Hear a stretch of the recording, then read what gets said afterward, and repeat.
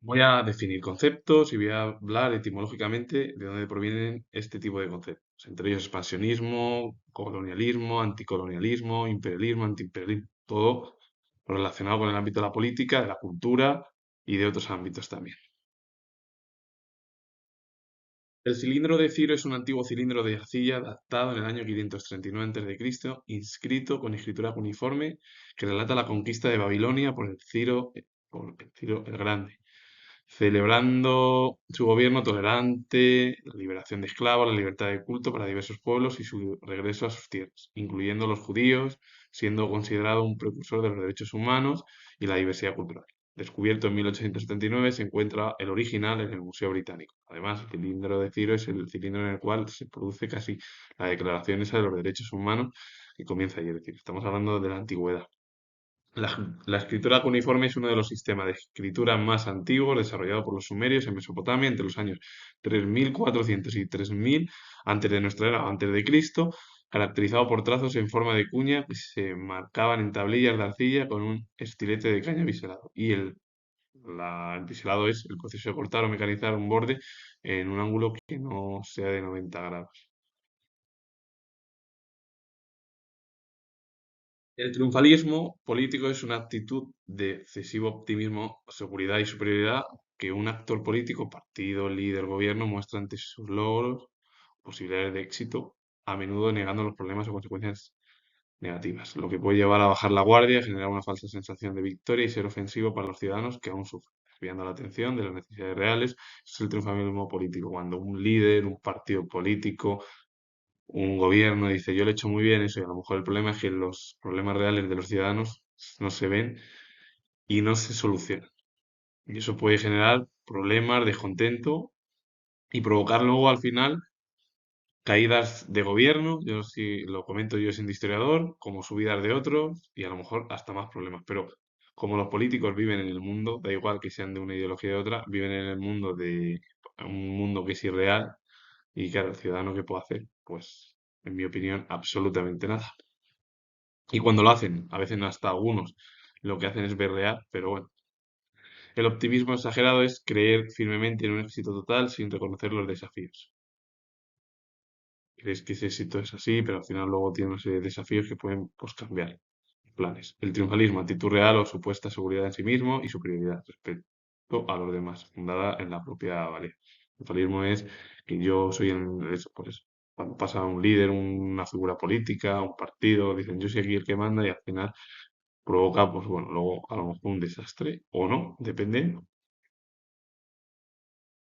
El término triunfalismo viene de triunfalis, que es relativo al triunfo, y el sufijismo es doctrina, sistema, tendencia, formando una actitud exagerada de seguridad y superioridad basada en la creencia en la victoria y se aplica a quien se siente victorioso antes del tiempo. Es decir, triunfalismo es como esa aplicación de que yo he ganado antes las cosas y a lo mejor luego esas cosas que pueden decir que están muy bien pueden ser o un error o no, dependiendo. Como decía Ortega y Gasset, tú, yo y mis circunstancias.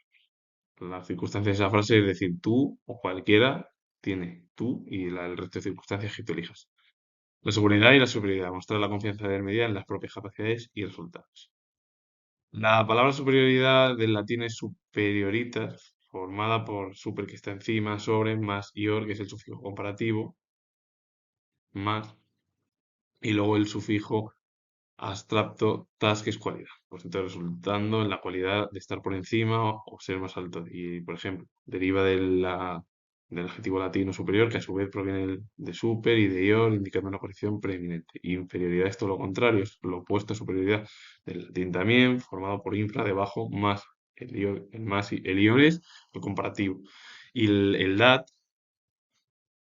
es la cualidad. Entonces, ¿esto qué significa inferioridad? Para traducir, ser peor o estar más bajo que, por ejemplo. Las palabras seguridad e inseguridad pues también provienen del latín, que son securitas. Seguridad significa cualidad de estar sin cuidado o preocupación, es decir, que no necesitas, cuando estás seguro, no necesitas preocupación ni cuidado, y se forma por el sé que es sin, más cura que es cuidado. Y la inseguridad es todo lo contrario, la falta de tranquilidad, peligro, riesgo, y deriva del el prefijo in, que es no, más el término seguridad, y a partir de ahí, en seguridad es pues el miedo, la intranquilidad, ves el peligro, los riesgos. La palabra colonialismo deriva del latín colonia, que a su vez viene del verbo colere, que es cultivar, habitar, y colonus es labrador, habitante. Se compone de colonial, que es relativo a la colonia, y el sufijo es ismo, pues sus palabras que terminan en ismo son doctrinas, pensamientos, ideas o sistemas. ¿Y qué es el colonialismo? Lo que describe el sistema político y económico del control y explotación de los territorios ajenos, especialmente por parte de los europeos, como surgió en el siglo XV con los descubrimientos bueno, el descubrimiento de América. España, Portugal, Gran Bretaña, Francia y las Provincias Unidas eran las principales potencias en la Edad Moderna. Y la palabra anticolonialismo es todo lo contrario, es un sustantivo compuesto por el prefijo griego anti, que es contra o estar opuesto a, es todo lo contrario a colonialismo, con el sustantivo colonialismo, que a su vez este deriva de colonia, que es del latín colonia, y el sufijo ismo, que es la ideología, el movimiento que se opone a la dominación y explotación colonial de un territorio y su pueblo, buscando la independencia y la autodeterminación. Que en realidad al final es vivir de una manera de entender que el anticolonialismo es todo lo contrario al colonialismo, es que lo que intentan los estados es independizarse. Por ejemplo, la descolonización, cuando se produjo lo de América o todo lo que sería Iberoamérica, de sus metrópolis, tanto española como portuguesa, o las colonias, las 13 colonias estadounidenses que se independizaron de Gran Bretaña. Y el término imperialismo viene de imperium, que es poder supremo, soberanía, gobierno, y el sufijoísmo, que es una doctrina, un sistema, un pensamiento, formándose a partir de in, que es hacia adentro, y papare, que es ordenar. Y se popularizó o tuvo popularización en el siglo XIX debido a la descripción de la doctrina de extender el poder de un Estado sobre otros mediante la fuerza militar, económica o cultural, buscando siempre la hegemonía territorial por parte de los estados que son las metrópolis y el dominio económico que ejercieron la gran mayoría de las potencias europeas en el siglo XIX, como fueron, bueno, toda Europa, como he dicho, y también el imperialismo extraeuropeo, que sería Estados Unidos y Japón, de hace 2 siglos. La palabra antiimperialismo viene del prefijo anti, que es contra, el sufijo ismo, totalmente lo mismo, que sería movimiento, doctrina, pensamiento o sistema, que se une a la palabra imperio, que viene del latín imperium, mandato a poder, para significar literalmente la oposición a la doctrina del imperialismo, que es la extensión del dominio de un país sobre otro por medio de la fuerza militar, económica, política, promoviendo la autodeterminación y la soberanía. Pues el antiimperialismo es contra el imperialismo porque el otro está en contra de los imperios y el imperialismo está a favor de conquistar colonias. Igual que el colonialismo y el anticolonialismo. El colonialismo es conquistar colonias por parte de los europeos y el anticolonialismo es por parte de los colonos ir en contra de las metrópolis europeas.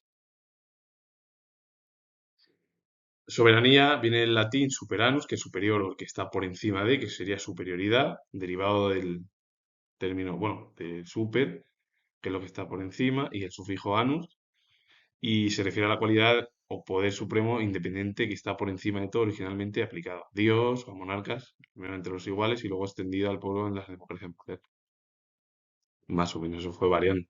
Pero soberanía es el poder de alguien. Puede ser una deidad, puede ser un monarca con el absolutismo, puede ser de un estamento eclesiástico y hoy en día sería del pueblo porque la gente vota, pero bueno, del pueblo porque quien sigue gobernando son 4 o 5 élites, como se diría, en el ámbito de la política, que son pues 4, 5, 10 partidos que hay, punto, nada más. Que son los que se encargan de la política de España, por ejemplo, y de cualquier otro país europeo o en el otro lado del charco, por ejemplo, Estados Unidos. La palabra autodeterminación proviene del griego auto es por sí mismo, del latín determinare, que es poder, límite, concluir, significando pues la acción determinada de decidir por uno mismo sin influencias externas, tanto a nivel individual pues elegir tu destino o a nivel colectivo, que ya sea a través de un estatuto político. El Estado confesional es aquel que reconoce y adopta oficialmente una religión específica como propia, integrándola en sus leyes y estructuras como es el Vaticano en el ámbito del catolicismo o Irán en el ámbito del Islam y todos los países del Oriente Medio, lo cual implica que el gobierno puede favorecerla, aunque no siempre prohíbe otras creencias, sino que puede existir tolerancia religiosa, aunque es verdad que en el ámbito de Oriente Medio es muy difícil que alguien sea cristiano allí, porque allí lo que predomina es la religión islámica. Es verdad que en el Vaticano sí se adoptan, porque el Vaticano es un estado confesional, igual que Gran Bretaña, y se adoptan al final posturas democráticas. Aunque el Vaticano podríamos decir que es una especie de casi monarquía o sí, pues sí, monarquía o bueno, estamento absolutista, porque quien gobierna ahí son los papas. Se eligen cada cierto tiempo y cada vez, pues, cuando fallecen, como ha pasado con Francisco I, pues se va eligiendo a otro. Históricamente muchos países lo han sido. España lo fue hasta que se promulgó y se ratificó en referéndum la Constitución de 1938 y ya pasó a convertirse España y muchos países europeos en estados a confesionales, que no tienen religión oficial, pero que cooperan con la Iglesia Católica. Y un Estado confesional es aquel que no tiene una religión oficial, mantiene una neutralidad en cualquier tipo de creencias, pero reconoce la importancia social de la religión, permitiendo acuerdos y colaboración con confesiones, a diferencia de un Estado laico que separa drásticamente y que la Iglesia y el Estado. Aunque luego es verdad que el Estado laico y el confesional es casi lo mismo. Porque un Estado confesional, por ejemplo, sí que tiene una religión estatal. Por ejemplo, lo que pasa en muchas religiones islámicas. O por ejemplo, lo que pasa en el Vaticano. O lo que pasa, por ejemplo, en Gran Bretaña, que son estados confesionales en Europa. Lo que pasa es que el problema es que como esos estados son más relacionados con el mundo cultural occidental, da igual la religión que predomine ahí. Porque ahí la cabeza visible en Gran Bretaña, o lo que es las islas, es el monarca.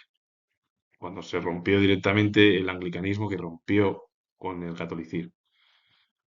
Y a partir de ahí, España se considera un estado confesional según su constitución, que establece que ninguna confesión tendrá carácter estatal y que los poderes públicos deben tener en cuenta las creencias religiosas de la sociedad. Punto. Porque el estado confesional es respeta. El estado laico rompe, aunque es verdad que laico, luego es verdad que el estado laico rompe, también se acerca a los postulados del respeto institucional, pues como la gran mayoría de los países en Europa. Un estado laico busca una separación más estricta, ubicando la religión principalmente en la esfera privada, sin injerencia estatal ni privilegios, aunque en la práctica los términos se usan de forma similar que en cualquier estado confesional. Un estado confederal es una unión voluntaria de estados soberanos independientes que se unen mediante un tratado para fines específicos, ya sea defensa, economía o cualquier otra cosa. Un ejemplo es la Unión Europea. Ese es ese ejemplo. O, por ejemplo, lo que había de la conferencia alemana, que había varios estados en el siglo XIX antes de que se unificara Alemania o Italia, que eran diferentes estados y también cooperaban, conservando cada miembro su soberanía total y el poder de retirarse, con un gobierno central débil que depende de los estados miembros para aplicar sus decisiones, a diferencia de un estado federal donde la soberanía reside en el conjunto y el gobierno central es fuerte. Las confederaciones son a menudo inestables y de carácter transitorio, como los artículos de la Confederación de Estados Unidos o la Unión Europea, que son los más destacados países del mundo occidental que tienen este tipo de forma confederal, porque obviamente la Unión Europea es que cada estado es libre. Cada estado está incorporado en Europa porque han querido ellos y han firmado un tratado, dado la adhesión cada uno, y algunos querían cumplir, algunos han cumplido normas, otros no. Grecia, por ejemplo, sigue incumpliendo y eso que la dejaron hasta entrar ya en la OTAN ya, y ya en Europa, porque ya dijeron que había que, sobre todo por el conflicto de la Guerra Fría, para tener un aliado más Estados Unidos. El Estado federal, soberanía compartida, o en el conjunto de ciudadanos, gobierno central fuerte, sin derecho de secesión, como sería la soberanía indivisible. Los ejemplos son Estados Unidos, Alemania, España, aunque España no es un Estado federal puro, sino es un Estado autonómico. Porque España no tiene 17 autonomías y un Estado federal es que hay un gobierno central que tiene todo y es el que controla todo. El mejor ejemplo es Estados Unidos, por los diversos estados que son 50 más uno lo de Puerto Rico. Y el Estado autonómico es un modelo de organización territorial descentralizado adoptado en España tras la Constitución de 1978 que permite a las comunidades autónomas autogobernarse, asumiendo competencias y gestionando sus propios órganos y leyes básicas, estatutos de autonomía, dentro del marco de la unidad y soberanía del Estado, equilibrando la unidad nacional con la diversidad regional a diferencia de un Estado federal, que es, por ejemplo, lo que surgió cuando se ratificó la Constitución el 6 de diciembre de 1938, han pasado ya 10 días, mañana, que subí un vídeo por si a alguien le interesa escuchar la Constitución y le gusta la historia y cómo se forma la Constitución, que también hablé de un contexto y hablé de la otra Constitución, la republicana de 1931, por si a alguien, a alguno le interesa os gusta la historia y queréis ver esos vídeos, ya que está relacionado este término con 1978 cuando se ratificó la Constitución última en nuestro país. La autarquía es la autosuficiencia, especialmente económica, de un país o entidad que busca abastecerse con sus propios recursos y minimizar o eliminar el comercio y las relaciones con el exterior, basando su bienestar en la producción interna. También se aplica a sistemas filosóficos o políticos donde un individuo o grupo se basta de sí mismo, autosuficiencia, y en derecho administrativo para describir entidades que autogestionan. Los principales ejemplos son por el franquismo, las dictaduras alemana, italiana, a menudo motivados por ideología o aislamiento. España, cuando terminó la Segunda Guerra Mundial, quedó prácticamente aislada. Lo único que nos ayudaron fueron el peronismo cuando lo de Perón, que fue Perón el que echó una mano a España. Y bueno, pues a partir de ahí fuimos lo único, pero quedamos totalmente aislados hasta que en 1953, por el cambio de deriva y de Estados Unidos, intereses incluso por parte de la política estadounidense y del mundo occidental, prefirieron dar apoyo a España como lugar estratégico, porque ya estaba Portugal metida en la OTAN o incorporada en la OTAN. La Unión Europea le costó algo más como a España y nosotros ya en la OTAN entramos ya en plena democracia. La autocracia es un sistema de gobierno donde una sola persona concentra todo el poder absoluto, sin restricciones legales ni control popular, actuando por su propia voluntad, lo que resulta en la ausencia de separación de poderes y libertad. Se caracteriza por la centralización del poder, la falta de alternancia y la supresión de la disidencia, siendo ejemplos históricos la monarquía absoluta europea, las dictaduras, donde el líder toma decisiones incuestionables y puede llevar a la corrupción y falta de derechos. Eso es la autocracia, un gobierno que toma sus propias decisiones sin necesidad de los demás. Puede provocar, pues, corrupción. El término autogestión viene del prefijo griego. Auto es por sí mismo, uno mismo. La palabra latina luego gestión es gestio, acción de llevar a cabo, significando literalmente gestión por uno mismo o manejo directo de algo por parte de sus propios actos. Implica la capacidad de dirigir, administrar y tomar decisiones sobre las actividades propias, ya sean personales, empresariales, educativas o sociales, sin depender de una autoridad externa, como se ve en empresas donde los trabajadores participan activamente en la toma de decisiones. Eso sería la autogestión, que es autogestionar, pues normalmente tus propias ideas o normalmente en el ámbito de la empresa es que participan todos. La palabra autosuficiencia, lo mismo, viene del griego o del prefijo griego auto, que es por sí mismo, y de la palabra latina es sufficere, ser suficiente o bastar, derivando en suficiencia la cualidad de ser suficiente y la raíz griega autarkeia, se traduciría como yo basto, significando la capacidad de satisfacerse a mí mismo sin depender de los demás o de otros. Eso sería, es abastecerse, tener tu propia forma y vivir como tú quieres, sin necesidad de depender de los demás. El término autocracia viene del griego antiguo autokratea, combinando auto, que es por sí mismo lo propio, y kratos, que es poder o gobierno, resultando en poder propio o gobierno de uno mismo, refiriéndose a un sistema donde una sola persona ejerce el poder absoluto sin control, monarquías absolutistas, dictaduras de derechas, de izquierdas, da igual. Son los principales ejemplos. Y este concepto ya se utilizó ya en la década de la antigüedad, es decir, estamos hablando de hace 2500 años. Los zares también lo utilizaron, porque los zares eran los gobernantes, los monarcas que tenían el poder absoluto. La palabra autarquía proviene del griego y tiene dos raíces etimológicas principales que explican sus dos sentidos. Autarquía, que es autosuficiencia, de autos, sí mismo, y arqueo es gobernante, refiriéndose a la capacidad de bastarse a sí mismo. Y autarchía, poder absoluto, gobierno por sí mismo, de auto, sí mismo, y arcos, que es gobernante, refiriéndose a un dominio propio, como el anarquismo o dictaduras, aunque la confusión con autarquía ha llevado a interpretarla como gobierno por sí mismo. Eso sería, pero vamos, que son dos entender. O de es decir, serían de gobernar un poder absoluto o la autosuficiencia propia de uno mismo. Eso es lo que tiene etimológicamente el término autarquía. La palabra derecho proviene del latín directum, lo recto, lo que no se tuerce, lo que está conforme a la regla, a la ley, derivando del verbo dirigere, que es dirigir, conducir, correctamente, aunque los romanos usaban el término ius para el derecho, directum se popularizó ya en el periodo medieval, influenciado por un sentido moral y religioso, para referirse a la ley o a la norma. La palabra derecho es algo que va recto, que no está torcido. Punto. Y que eso luego ya era ius en el ámbito romano, luego se cambió ya a directum en el ámbito medieval y ya es La ley o la norma. La etimología de derechos humanos viene del latín ius, ley, derecho, y humanus es humano, refiriéndose a principios inherentes a la dignidad de toda persona. Surgieron formalmente con la Declaración Universal de los Derechos Humanos de 1948, tras la Segunda Guerra Mundial, aunque sus raíces filosóficas se remontan a ideas antiguas de justicia natural o dignidad como las de Ciro el Grande o el derecho romano, y bueno, eso pasó incluso hasta por filosofía antigua, filosofía medieval y principales teólogos, filósofos que dejaron huella ya de los derechos humanos por parte que tenemos todos los humanos. El término optimismo viene del latín optimus, que es lo mejor o muy bueno o lo óptimo, que se adopta o se adoptó del término francés optimis, que describe la tendencia a ver el lado más positivo de las cosas, una idea idealizada por filósofos en la época o en la Edad Moderna, como fue Leibniz, o ya en la Ilustración, que por Voltaire caricaturizada en su obra Cándido, y se opone al pesimismo, y el pesimismo proviene del latín pessimus, que es lo peor, que ahora voy a hablar de ello. Y la palabra pesimismo es totalmente opuesta a optimismo, viene de pésimos, muy malo, lo peor, pues eso, lo pésimo.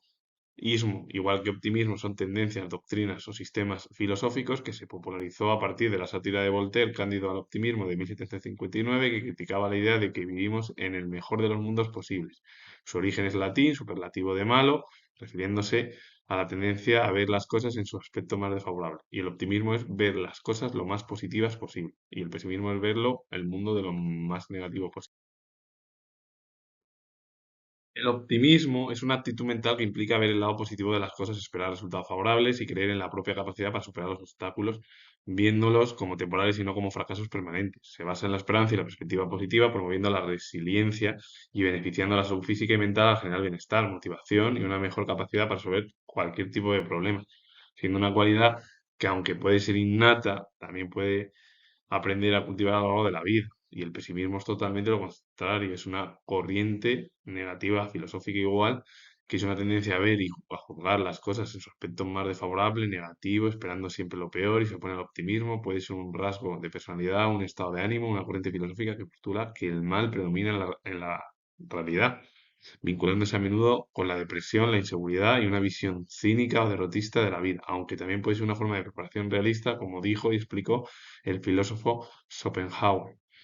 El término innato viene del latín innatus, que es nacido en o producido, formado por el prefijo in, que va hacia adentro, y natus, que es nacido, refiriéndose a algo que es natural, con natural y que se posee desde el nacimiento, no aprendido ni adquirido. Es algo como un don, sería más o menos, aunque no es un don.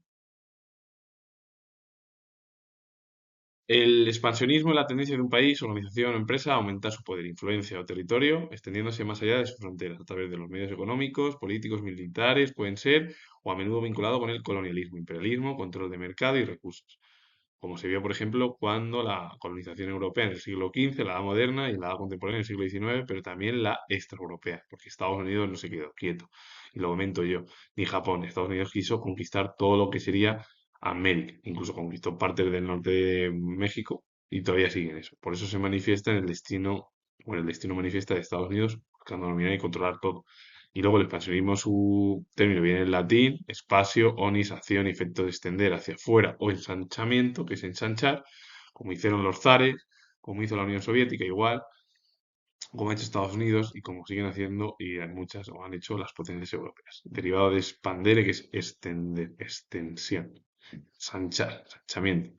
Y es una doctrina o tendencia, que es lo que termina el propio término, sobre la palabra expansión, refiriéndose a la tendencia de un Estado o empresa para extender su dominio. Influencia o capacidad económica, ya sea por medios militares, económicos, políticos, buscando un crecimiento personal o de mercado, ya pueden ser las empresas o cualquiera que quiera crecer personalmente.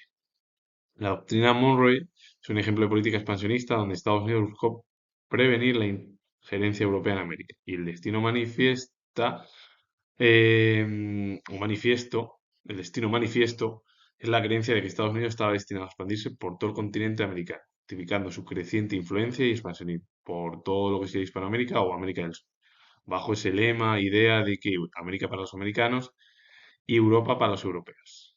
Que es la doctrina Monroe, por cierto, la doctrina Monroe fue del quinto presidente estadounidense, que lo que quería era expandirse Estados Unidos por todos sus territorios. por todo el continente americano, punto, por América, con el objetivo de decir fuera Europa, a Europa para vosotros, y yo me quedo con América. Finalizo, comento que soy historiador, si os gusta este vídeo relacionado con conceptos, darle a like, suscribiros, comentar, repito de nuevo que soy historiador y nos vemos en el próximo vídeo.